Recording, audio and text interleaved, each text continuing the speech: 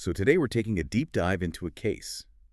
It's complex, it's tragic, and honestly, parts of it are just bizarre. We're talking about Alissa Turney. Yeah, the Alissa Turney case. She vanished back in 2001, just 17 years old, from Phoenix, Arizona. And she's still missing. Still missing. But this story, it's not just about the disappearance itself, right? We're really looking at the whole arc. Exactly. How the investigation just stalled, completely stalled. And then what it took really, what her family, specifically her sister, had to do to push it forward again using, modern tools, digital platforms. It's kind of a case study in how public advocacy can sometimes force the hand of the legal system when it seems like things have gone cold for good. We're tracing that whole path. From that initial missing person report, which was handled, well, poorly, through some truly unbelievable twists involving the prime suspect. Unbelievable is the word. And then seeing how family determination amplified online really did reshape everything, even if the legal end wasn't clean. So let's set the scene. Alissa Marie Turney, born 1984. In 2001, she's 17. Typical teenager stuff, working part-time at Jack in the Box. Finishing up his junior year at Paradise Valley High. Yeah. Had a boyfriend. A normal life seemingly unfolding. Until May 17th, 2001. That's the day everything changed. Okay, so before we get to that day, the family background feels pretty crucial here. It's complicated. It really is. Her biological parents, Barbara and Stephen, they divorced when Alissa was tiny, like 3 years old. And her mom, Barbara, she remarried Michael Turney. Right. And Michael Turney then adopted Alissa and her older brother, John. Okay, so he becomes the legal father. Yeah. And Michael Turney already had 3 kids from a previous marriage. Then he and Barbara had a child together, Sarah, so it was a big blended family. A lot of moving parts there. Definitely.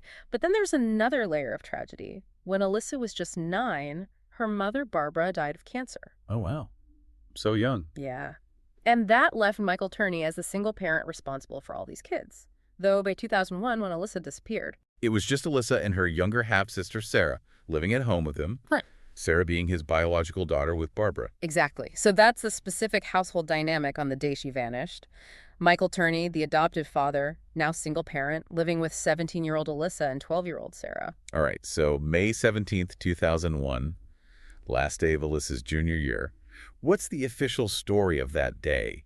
Or maybe Michael Turney's story? Right, because it pretty much all comes from him initially. He claimed he dropped her off at school, Paradise Valley High, that morning. Seems normal enough. Okay. But then he says he picked her up around lunchtime. Lunchtime on the last day of junior year, that feels a little weird, doesn't it? Why leave early? It does raise a question immediately. Was there a reason? An appointment? Or something else? His account continues. He says they got home and they had an argument. A fight between a teen and a parent. Happens all the time. Sure. And according to Michael, after this argument, Alissa just stormed off, left the house in anger. So that's the immediate explanation he provides. She was angry. She ran off. And that explanation gets reinforced by the note. Michael and young Sarah, they say they found a note in Alissa's bedroom. Supposedly written by Alissa. Supposedly. Saying she was running away to California. So this narrative gets locked in pretty early. Rebellious teen argued with dad, ran away. Case closed, almost. Okay, let's pause there. Running away to California. What about her stuff? Exactly. That's where the running away story starts to fray, immediately. She left behind really crucial personal items. The big one, her cell phone. In 2001, a 17-year-old leaves her cell phone behind when running away. That feels highly unlikely. That's your connection to everything. Right. It seriously undermines the idea of a planned, voluntary departure. And it wasn't just the phone. She had plans for that night. Oh, yeah. She was supposed to go to a party. Friends were expecting her. If you're planning to run away, you usually don't make plans for that same evening. So, leaving the phone, ditching party plans, it points more towards something sudden, unplanned, or something preventing her from going. Not a carefully planned escape to California. These should have been huge red flags right from the start for investigators. Lack of preparation, missed commitments. And if that wasn't enough to cast doubt, Michael Turney adds another detail about a week later, May 24th. Yeah, he tells the police he received a phone call. From California. Supposedly, from a California number. He claimed it was Alissa, that she just swore at him and then hung up. Wow. That's incredibly convenient for his narrative, isn't it? A week after she supposedly runs to California, he gets a call from California confirming she's alive but angry. It feels almost too neat. Like, it's designed to shut down any further questions. If she was truly out there, why just one angry call and then silence forever? It doesn't track. No, it served mainly to reinforce the idea that she wasn't missing, just gone. And that seems to have worked, initially. And that's the real tragedy of the early days. Michael Turney did file a report on May 17th, the day she vanished. But the police, they didn't see foul play. They basically took his story argument, ran off, note at face value. Pretty much. And because they didn't suspect anything criminal, there was no formal, urgent investigation in those critical first hours and days. We always hear about the first 48 hours in these cases, how crucial they are. Absolutely crucial. Witness memories fade, potential evidence degrades or disappears. Not launching a full investigation right away was a major failure here. So the case just sits there, goes cold. For years, it went completely cold, until 2006, when this really bizarre distraction pops up. Ah, this is the Thomas Heimer part. Yeah. Thomas Albert Heimer, he was already in prison, convicted for an unrelated murder back in 2003, a self-proclaimed serial killer. Okay. And he claimed he killed Alissa. He told a prison guard exactly that, claimed he'd killed Alissa Turney, which, you can imagine, suddenly puts the case back on the radar for Phoenix PD. They'd have to check that out, obviously. Oh, definitely. They investigated his claims seriously, but it fell apart pretty quickly. How so? They determined Heimer couldn't have had any contact with Alissa.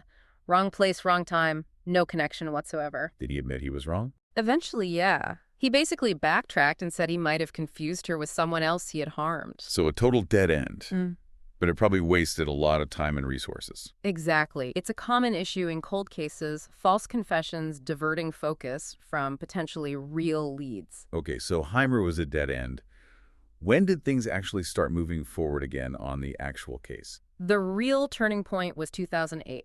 7 years after Alissa disappeared, the case was officially reopened. What prompted that? Was it just time? Or did something new come up? It seems like it was a combination of factors, maybe some lingering internal doubts within the police department, possibly renewed scrutiny, maybe even some early advocacy we don't know about.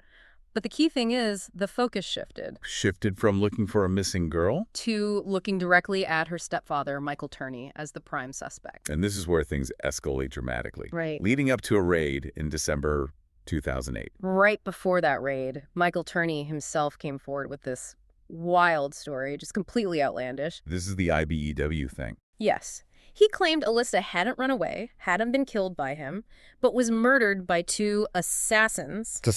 Sent, he claimed, by the International Brotherhood of Electrical Workers, the IBEW union. Okay. Why? Yeah. What was the supposed motive? He never really provided a coherent one, which is part of why it sounded so paranoid. And he even specified where she was supposedly buried, Desert Center, California. California again. Echoes of the supposed phone call years earlier, but IBEW assassins. It's deeply bizarre. It screams either profound delusion or a very, very elaborate attempt to create a confusing counter-narrative. And while he's telling this story, the police are moving in. Simultaneously. It was clearly a coordinated effort. As he's spinning this tale, detectives are doing two things.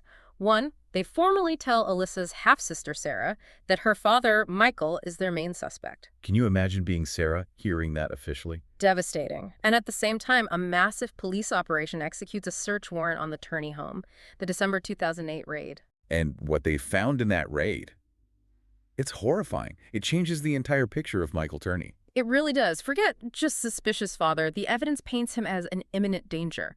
They found explosives. How many? More than 24 improvised explosive devices, IEDs, homemade bombs. 24 homemade bombs in the house where he lived. At least. Plus 19 firearms and 2 homemade illegal silencers. This is an arsenal. It is. And maybe the most chilling part, in terms of planning something specific, they found a van parked there, filled with gasoline canisters. Filled with gasoline, like ready for something. That's exactly how it looked. Not just storing gas. This was preparation. Mobilization for some kind of incendiary attack. So bombs, guns, silencers, a van full of gas. What was he planning? Did he find anything else? They did. The final crucial piece, a manifesto, written by Michael Turney. And what did it say? It laid out in detail his plans for a violent attack, a rampage, and the target. Let me guess. The IBEW. The International Brotherhood of Electrical Workers building in Phoenix, the very group he had just accused of sending assassins to kill his stepdaughter. Wow. So the assassin story wasn't just random paranoia. It was tied directly to his own planned violence against them. It's like a twisted projection. Absolutely. The raid revealed this deep well of paranoia, obsessive hatred, and concrete planning for mass violence.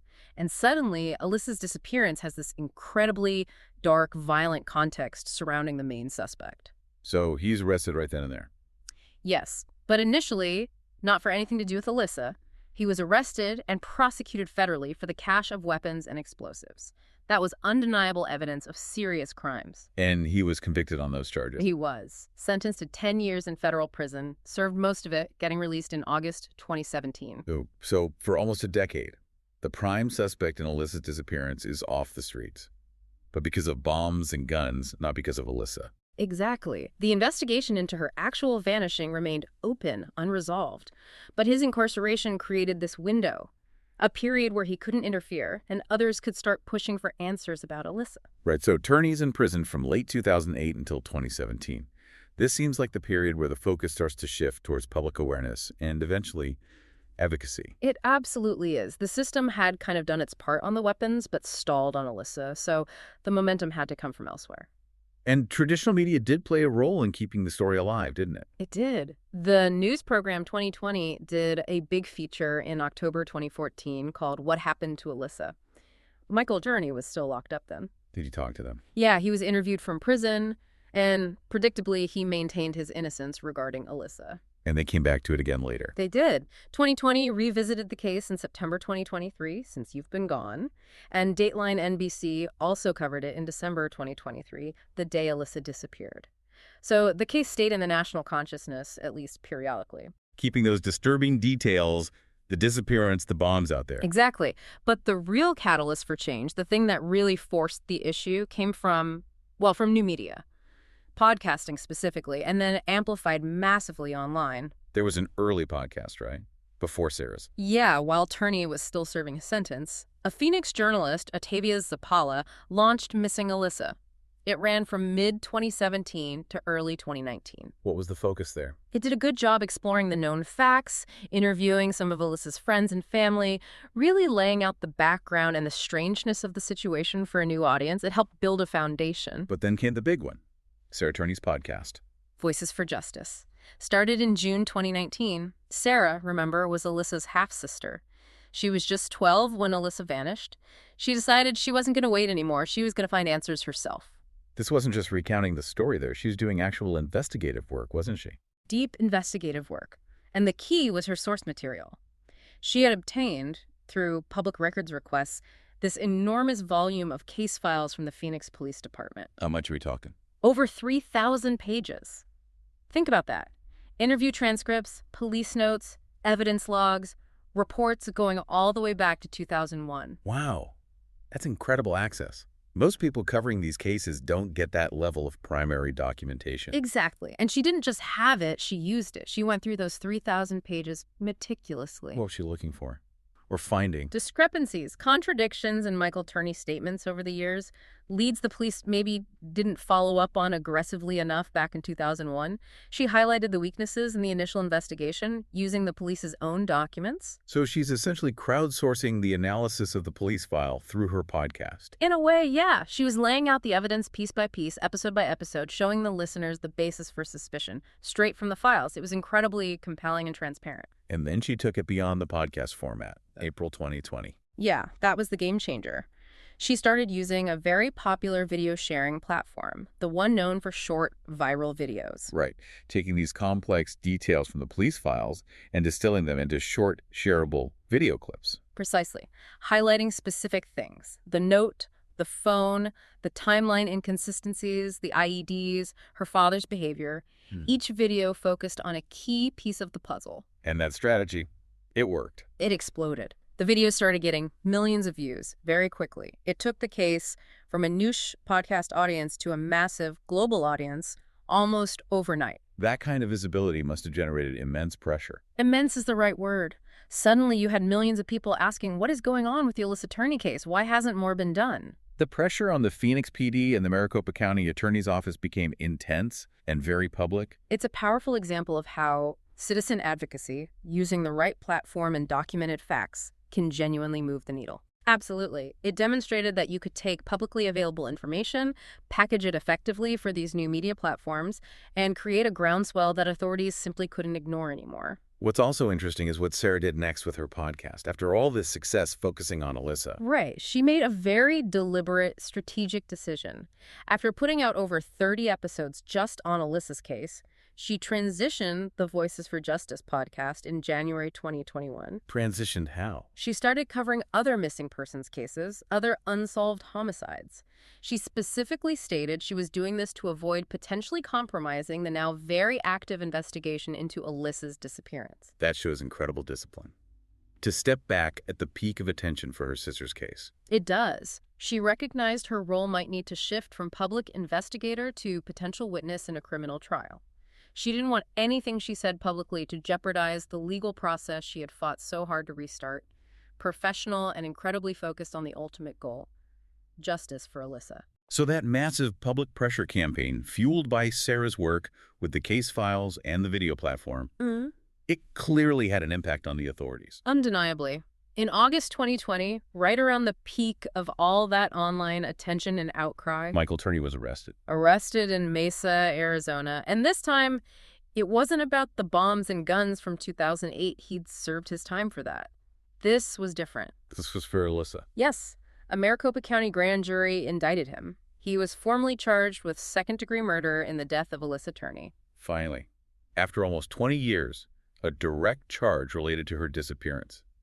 That must have felt like a huge victory for Sarah and everyone who followed the case. Oh, absolutely. A major culmination of years of relentless effort.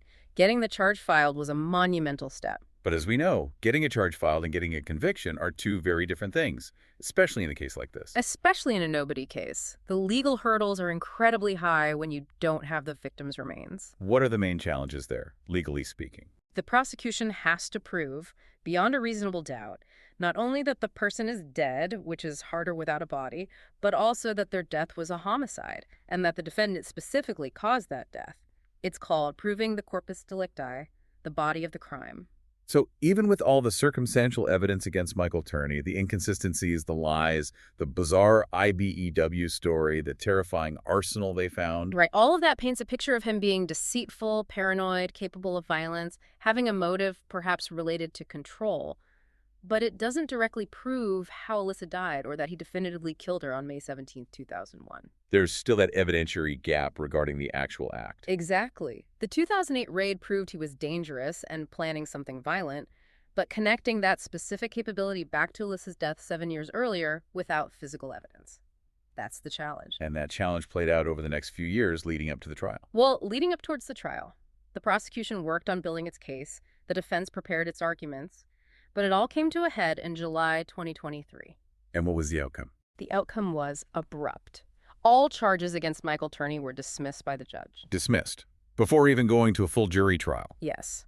Essentially, the judge ruled that the state's evidence, while suspicious, wasn't strong enough to meet the legal standard required to proceed to trial and potentially secure a conviction for second-degree murder, particularly given the lack of direct evidence like a body or a confession detailing the crime. Wow. After everything.